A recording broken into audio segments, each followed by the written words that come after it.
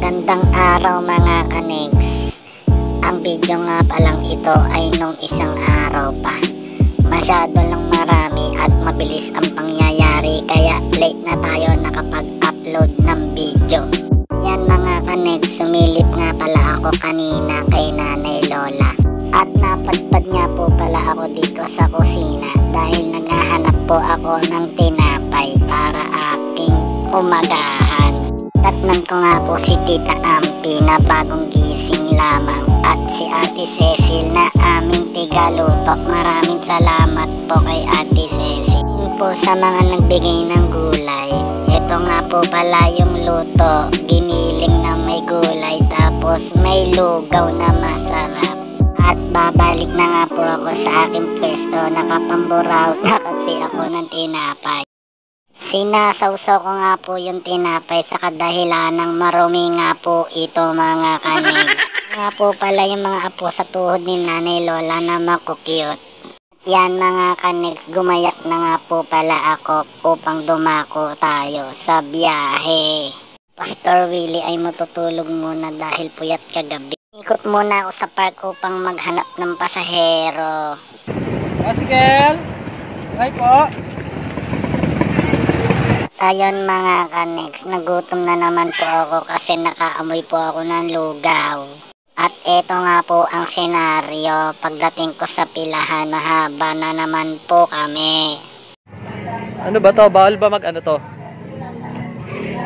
Ano? Kayo guys, anong gusto nyong i-caption dyan? Bawal mag-ano? Manny, bawal mag-ano yun?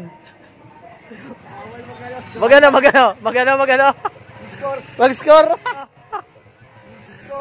Mag-score! Shoutout, Restic, Yambaw!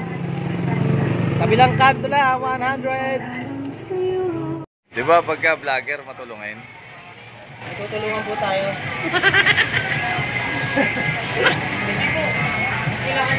Ako ba? Alam pa na po eh. Ayon, after ng tawanan ay ako na nga po ang tatakbo mga kanegs.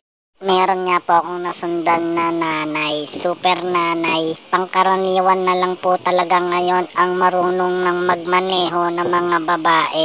Saludo po kami sa inyo mga super nanay. Guyong nga po ang hatid ko. Sabi ko po sa sakay ko ay i-follow niya po yung page. Nasa taas po.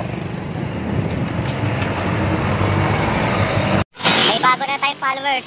Si ate. Let's go, Guyong! Let's go! Pakitang gilas na naman yung Guyong eh, oh. Ethan! Pasok natin. Natin. Lalabas to.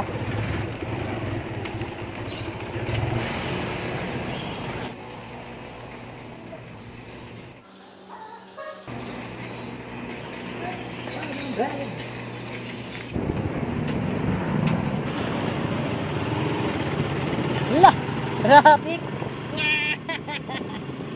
Talaga naman. Guyong, let's go Guyong. Let's go Guyong. Ari na trap.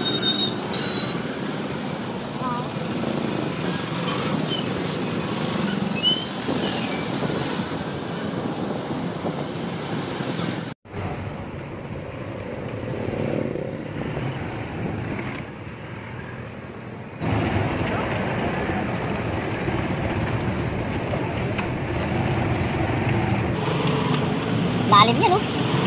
Hindi mo napansin sa gabi yan. Rika. Ayun mga kanegs, ngayon lang po ulit tayo nakabalik ng pilahan dahil may nadampot tayong pasahero sa bandang Guyong. Ito na nga't mahaba na nga po ulit ang ating pila. At maya maya ay natakbo na po ulit tayo.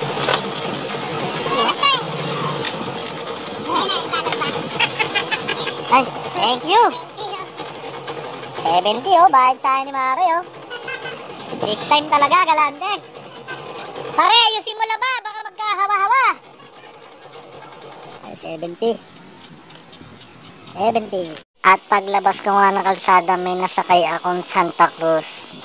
At pagbaba ulit ng pasero ko, may nasakay na naman po ako pa uwi ng bayan. Saan po kayo?